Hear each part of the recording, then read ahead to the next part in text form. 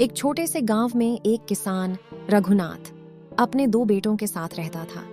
वह अपने बेटों से बहुत प्यार करता था, लेकिन उसे बीमारी ने इतना घेर लिया था कि अब उसका बच पाना मुश्किल हो गया था।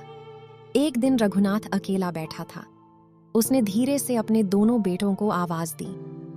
अर्जुन, मोहन, मेरे पास आओ बेटा। मैं तुम दोनों से कुछ जरूरी बात करना चाहता हूं। पता नहीं क्यों, लेकिन आज मेरा दिल कह रहा है कि जो बात मैं वर्षों से अपने मन में लिए बैठा हूं वह तुम्हें बता दूं। मैंने अपनी पूरी जिंदगी मेहनत करके इस परिवार को संभाला है।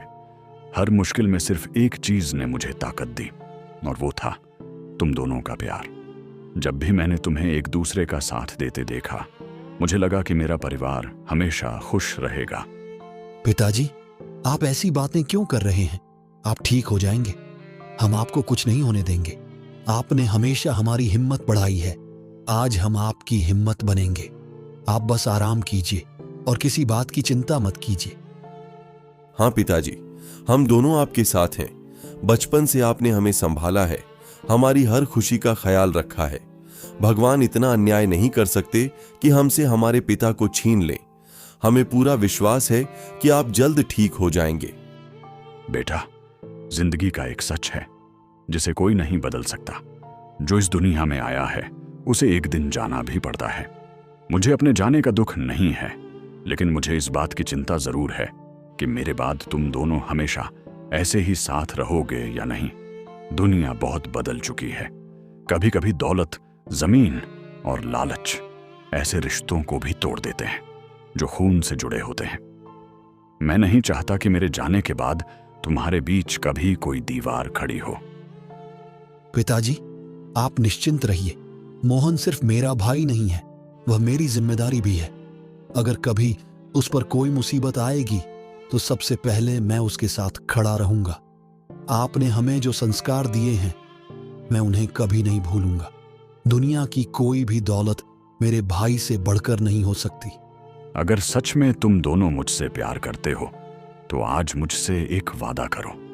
वादा करो कि चाहे कितनी भी बड़ी मुसीबत क्यों ना आ जाए, चाहे कोई तुम्हें कितना भी भड़काए, चाहे तुम्हारे सामने कितनी भी दौलत क्यों ना रख दी जाए, तुम दोनों कभी एक दूसरे का साथ नहीं छोड़ोगे। जिस दिन तुम दोनों अलग हुए, उस दिन मेरी सारी मेहनत और मेरे सारे सपने टूट जाएंगे। मैं वादा करता हूं पिताजी, जब तक मेरी सांस चलेगी मैं मोहन का साथ नहीं छोड़ूंगा। और मैं भी वादा करता हूं कि दुनिया की कोई ताकत हमें अलग नहीं कर पाएगी।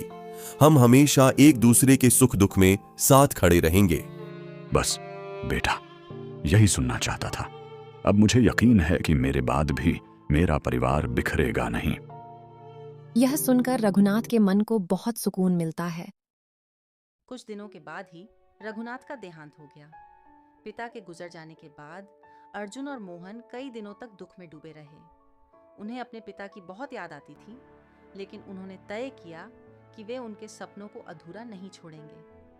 कुछ समय बाद दोनों भाई फिर से खेतों में काम करने लगे। भैया, पिताजी होते तो आज हमारी मेहनत देखकर बहुत खुश होते। हाँ मोहन, और वो यही कहते कि मेहनत करते रहो, एक दिन सफलता जरूर मिलेगी। हम दोनों साथ हैं, इसलिए हर काम आसान लगता है। और हमेशा साथ रहेंगे, यही तो हमने पिताजी से वादा किया था। मैं वो वादा कभी नहीं भूलूंगा भैया। दिन बीतते गए। खेतों में अच्छी फसल लहलहाने लगी। गांव के लोग भी दोनों भाइयों की एकता और मेहनत की तारीफ करने लगे। लेकिन जहां उनकी मेहनत बढ़ रही थी, वहीं गांव का लालची जमींदार भानु प्रताप उनकी बढ़ती खुशियां देखकर मन ही मन जल रहा था। एक दिन जमींदार जमीन खरीदने के लिए सबकी जमीन पर नजर मार रहा था। तभी वह अर्जुन और मोहन की जमीन के पास आता है। क्या तुम्हें पता है रघु गांव की सबसे ज्यादा उपजाऊ जमीन किसकी है? जी मालिक, अर्जुन और मोहन की। बस यही बात मुझे परेशान करती है। अगर वह जमीन मेरे हाथ लग जाए तो मेरा काम बन जाएगा, मेरी दौलत दोगुनी हो जाएगी और पूरे इलाके में मेरा दबदबा और बढ़ जाएगा। तो फिर उनसे जमीन खरीद लीजिए मालिक। इतना आसान नहीं है। बड़ा लड़का अर्जुन बहुत समझदार है। वह अपने पिता जैसा ईमानदार और होशियार है। वह किसी भी कीमत पर अपनी जमीन नहीं बेचेगा। तो फिर क्या करेंगे मालिक? हर मजबूत दीवार में एक कमजोर ईंट जरूर होती है। अर्जुन को फंसाना मुश्किल है, लेकिन उसका छोटा भाई मोहन, वह अब भी दुनिया की चालाकियां नहीं समझता। मतलब आप मोहन को अपने जाल में फंसाएंगे? बिल्कुल। पहले उसके मन में लालच पैदा करूंगा। उसे एहसास दिलाऊंगा कि वह अपने बड़े भाई की वजह से पीछे रह गया है। जब भाइयों के बीच दरार पड़ जाएगी तो जमीन अपने आप मेरे हाथ में आ जाएगी। वाह मालिक, ये तो बहुत बढ़िया योजना है। बस देखते जाओ, बहुत जल्द इन दोनों भाइयों का प्यार टूटेगा और उनकी जमीन मेरी होगी। जमींदार की बातें अब धीरे धीरे मोहन के मन में घर करने लगी थी। वह पहले की तरह खुश नहीं रहता था। खेत में काम करते समय भी अक्सर किसी गहरी सोच में डूब जाता। एक दिन मोहन ने हिम्मत जुटाकर अर्जुन से बात शुरू की। भैया, मैं आपसे एक जरूरी बात करना चाहता हूँ। हाँ मोहन, कहो, क्या बात है? मैं सोच रहा था कि अब हमें जमीन और घर का बंटवारा कर लेना चाहिए। अर्जुन वहीं रुक गया। उसे अपने कानों पर विश्वास नहीं हुआ। बंटवारा? अचानक यह बात तुम्हारे मन में कैसे आई? अचानक नहीं भैया, मैं काफी दिनों से इसके बारे में सोच रहा हूँ। लेकिन जरूरत क्या है? हम दोनों साथ मिलकर काम कर रहे हैं। हमारे बीच कोई झगड़ा भी नहीं है। झगड़ा नहीं है, लेकिन मैं अपनी अलग पहचान बनाना चाहता हूँ। मैं अपने फैसले खुद लेना चाहता हूँ। मोहन, क्या किसी ने तुमसे कुछ कहा है? नहीं भैया, यह मेरा अपना फैसला है। मैं तुम्हें बचपन से जानता हूं। तुम कभी ऐसी बात नहीं करते। जरूर कोई है जो तुम्हारे मन में ये बातें भर रहा है। क्यों भैया, क्या मैं खुद कोई फैसला नहीं ले सकता? मैंने ऐसा नहीं कहा, लेकिन मैं समझ नहीं पा रहा कि जिस भाई ने पिताजी से हमेशा साथ रहने का वादा किया था, वह आज बंटवारे की बात क्यों कर रहा है? पिताजी का वादा अपनी जगह है, लेकिन हर इंसान को अपनी जिंदगी अपने तरीके से जीने का हक भी होता है। क्या साथ रहकर हम अपनी जिंदगी नहीं जी सकते? भैया, आप मेरी बात नहीं समझ रहे। मैं बस अपना हिस्सा चाहता हूं। मोहन, जमीन बंट जाएगी तो बंट जाए, लेकिन मुझे डर है कि कहीं हमारे रिश्ते में भी दरार न पड़ जाए। ऐसा कुछ नहीं होगा। हम भाई थे, भाई हैं और भाई रहेंगे। काश तुम्हारी बात सच हो। ये कहकर अर्जुन चुप हो गया। उस रात दोनों भाइयों ने साथ खाना तो खाया, लेकिन पहली बार उनके बीच एक अजीब सी खामोशी थी। कमरे की दीवार पर टंगी रघुनाथ की तस्वीर जैसे सब कुछ देख रही थी। मोहन के मन में बंटवारे की बात पूरी तरह बैठ चुकी थी। उसने कई दिनों तक सोचने के बाद फिर से अर्जुन से बात की। भैया, मैंने फैसला कर लिया है। मैं खेतों का बंटवारा चाहता हूँ। मोहन, मैं यह नहीं चाहता, लेकिन अगर यही तुम्हारी इच्छा है तो मैं तुम्हें नहीं रोकूंगा। कुछ दिनों बाद गांव के मुखिया की मौजूदगी में खेतों का बंटवारा कर दिया गया। बेटा, जमीन का बंटवारा हो रहा है, लेकिन अपने रिश्ते को कभी मत टूटने देना। बंटवारा पूरा होने के बाद अर्जुन ने मोहन की तरफ देखा। मोहन, खेत चाहे बंट गए हों, लेकिन तुम हमेशा मेरे छोटे भाई रहोगे। अगर कभी किसी मुसीबत में फंसो तो मेरे पास जरूर आना। धन्यवाद भैया, मैं ये बात हमेशा याद रखूंगा। दोनों भाई अपने अपने हिस्से की जमीन लेकर वहां से चले गए। दूर खड़ा भानु प्रताप ये सब देख रहा था। पहला कदम सफल हो गया। अब जल्द ही मोहन की जमीन मेरी होगी। खेतों के बंटवारे के बाद मोहन अपने हिस्से की जमीन पर अकेले खेती करने लगा। लेकिन अब सारा काम अकेले संभालना उसके लिए आसान नहीं था। एक दिन भानु प्रताप उसके पास पहुंचा। क्या बात है मोहन, तुम कुछ परेशान लग रहे हो? नहीं जमींदार जी, बस खेती का काम पहले से ज्यादा बढ़ गया है। मैं तो पहले ही कहता था कि अकेले सब संभालना आसान नहीं होता, लेकिन अगर चाहो तो मैं तुम्हारी मदद कर सकता हूं। मदद? कैसी मदद? मैं तुम्हें कुछ पैसे दे सकता हूं। उनसे तुम नए बैल, अच्छे बीज और मजदूर रख सकते हो। फसल होने पर धीरे धीरे पैसे लौटा देना। मोहन कुछ देर सोचता रहा। आखिरकार वह जमींदार की बातों में आ गया। ठीक है जमींदार जी, मैं आपकी मदद स्वीकार करता हूँ। भानु प्रताप मुस्कुरा दिया। उसने मोहन से कुछ कागजों पर अंगूठा लगवा लिया। मोहन को लगा कि वे सिर्फ उधार के कागज हैं, लेकिन असल में वे जमीन के कागज थे। कुछ महीनों बाद भानु प्रताप फिर मोहन के पास आया। मोहन, अब समय आ गया है कि तुम मेरा पैसा वापस करो। लेकिन जमींदार जी, फसल तो अभी पूरी तरह बिकी भी नहीं है, मुझे थोड़ा समय चाहिए। समय अब खत्म हो चुका है, और वैसे भी अब यह जमीन तुम्हारी नहीं रही। क्या मतलब? याद है जिन कागजों पर तुमने अंगूठा लगाया था, उनमें लिखा था कि पैसा न लौटा पाने पर जमीन मेरी हो जाएगी। नहीं, आपने मुझे धोखा दिया है। धोखा नहीं मोहन, यह तुम्हारी नासमझी का परिणाम है। अब यह जमीन मेरी है। यह कहकर भानु प्रताप वहां से चला गया। मोहन वहीं जमीन पर बैठ गया। उसकी आंखों से आंसू बहने लगे।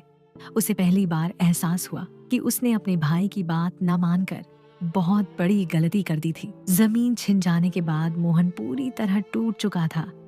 जिस खेत पर कभी वह गर्व करता था, आज उस पर उसका कोई हक नहीं था। वह उदास होकर गांव में चल रहा था। कुछ लोग उसे देखकर आपस में बातें करने लगे।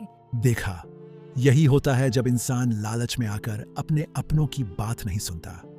जब तक भाई के साथ था सब ठीक था, अब अकेला पड़ गया। ये बातें सुनकर मोहन का सिर शर्म से झुक गया।